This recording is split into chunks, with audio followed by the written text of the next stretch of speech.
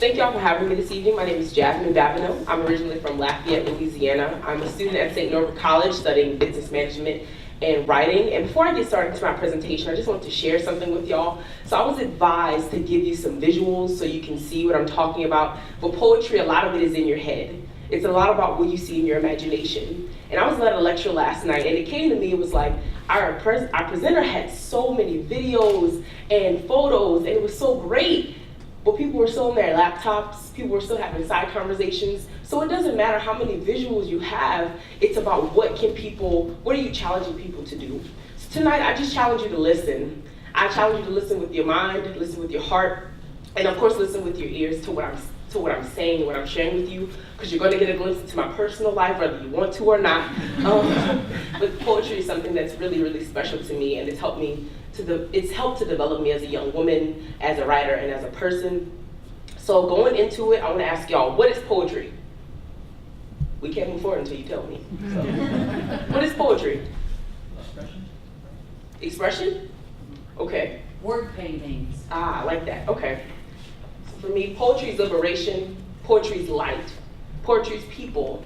Poetry is new beginnings. It's bright. It's simple. It's contradicting at times. But for me, poetry is always telling you something, and it's up to you to listen. So I always get the question, what inspires you? It is not a day that the sky is not open. I don't get that question. What inspires you to write poetry? What inspires you to write it all? But I think the best question to ask me is, who do you write for? What do you write for?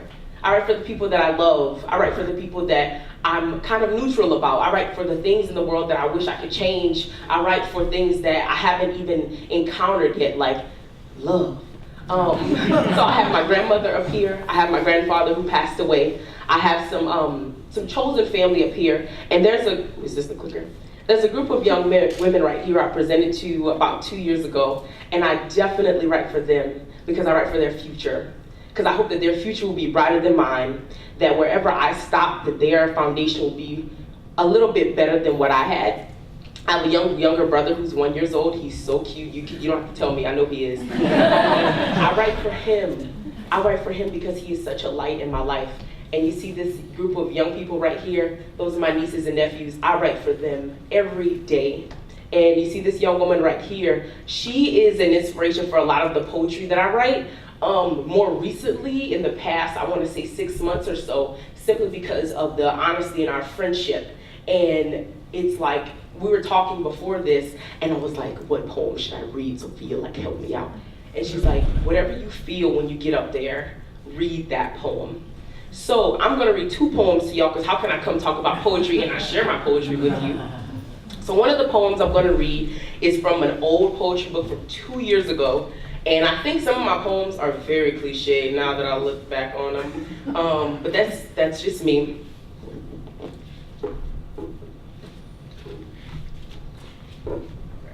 This one is entitled, Hello, My Hopeless Dream. In that small cafe, I used to see you. Sitting at a round table, the waitress came to take your order. 1 coffee, 2 sugars, 1 cream. Your shoulders would relax as soon as the aroma filled your nostrils. The look of satisfaction in your eyes when your lips touched the porcelain cup. I watched you. A baby's giggle causes my shoulders to shudder with envy. I watched you for 47 days before I got the courage to say something. I only knew your first name, but I remembered your face. Nose shaped like mine. Curly locks look a lot like mine. But your eyes, the shape of almonds, the beautiful color of fall. When I looked into your eyes, I knew you were my father. So I read that poem. So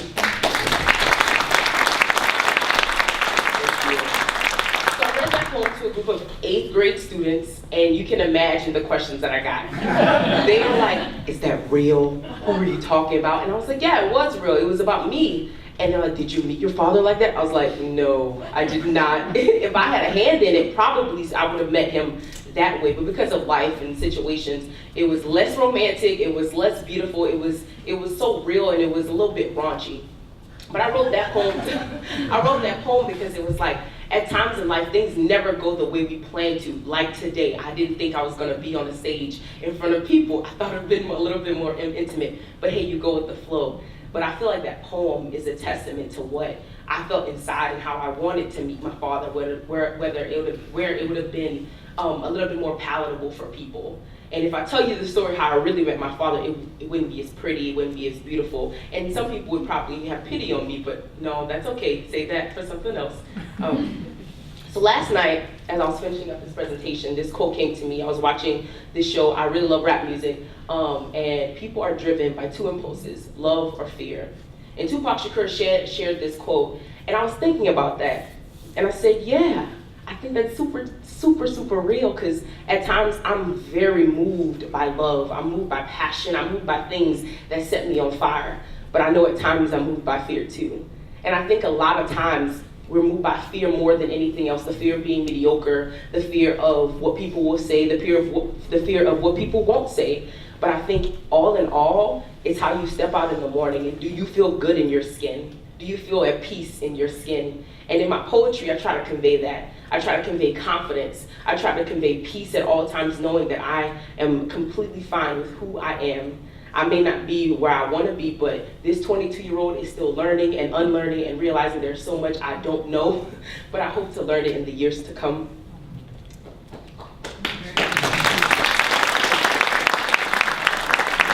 And finally, this little girl right here, and this little girl right here, she didn't think that far ahead. Like, this is in 3rd grade and this is in 1st grade. I wrote about being a chef, a doctor, a lawyer, and I was like, oh, how am I gonna get there? But in all of that, my pen stayed. My pen stayed. And it wasn't until my first semester in college, I met this wild professor named Dr. Rizin, and he called me a poet. And I was like, no, I'm not, no, I'm good. And it wasn't until that I accepted that title for myself that I believed, yes, I am a poet. It was everything that I have ever been, but I was too scared to walk into, to step into. And so now this young woman right here is more confident than ever in being a writer, and being a human being, and being a woman. And so I'll share this last poem with you. It was written on January 7th at 5:53 p.m. I was sitting in my apartment, applying for a grad school or whatever, and this full poem came to me, and that never happens. If you ever talk to poets, it never happens like that. It takes time, maybe years, but this one came to me all at once. And I hope that you get something out of it. What, I don't know, but I do hope you take something from it. A song para mí.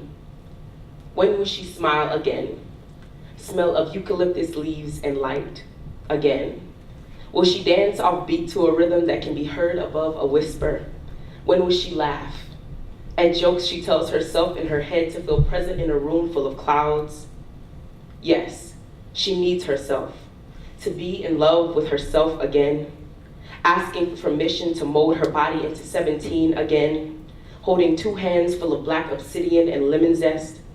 When will she stop knocking on a broken door, searching for another part of herself in moon, in sun, in planet not here?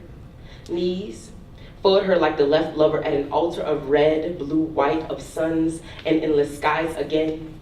She gripped the walls of her heart, dripping of I love yous and yet to be's. She said she would not write another word of a blue butterfly, of a light so bright with brown hair. She said, I have left the rest of that at the altar of red, blue, white, of suns and endless skies.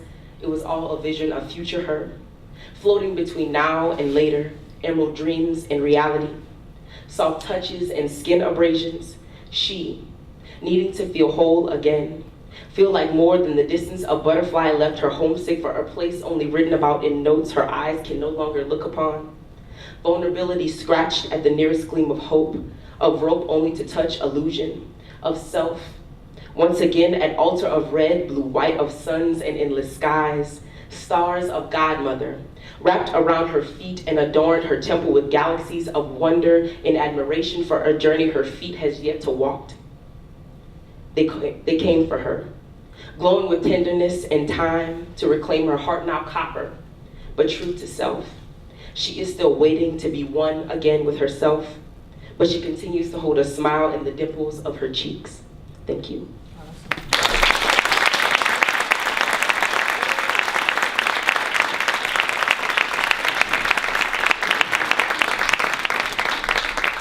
Thank you very much. Thank you.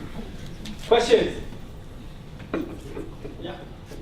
You brought up a quote from Machiavelli. Yeah. Which is an interesting thing to bring up from an artist. Mm-hmm. You know, he is most well known for the fact that he believed that it's better to be feared than to be loved. Mm-hmm. Would you say maybe that art, poetry, is something that we use to remind ourselves that to try and prove them wrong?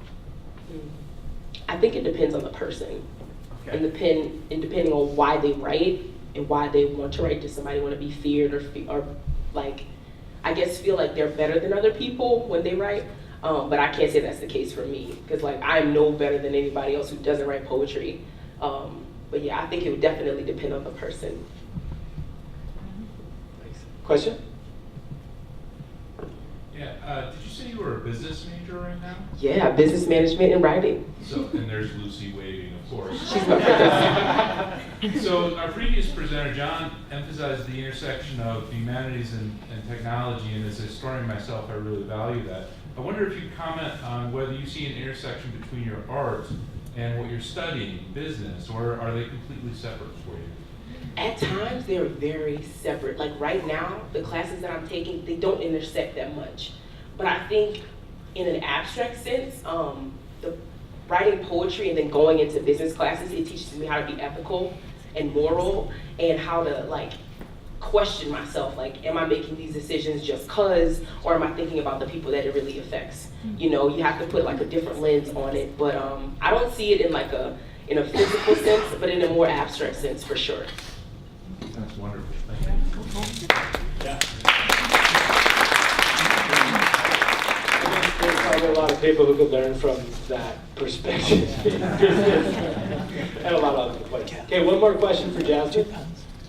Anybody else? Okay, well, thank you very much. Thank you all.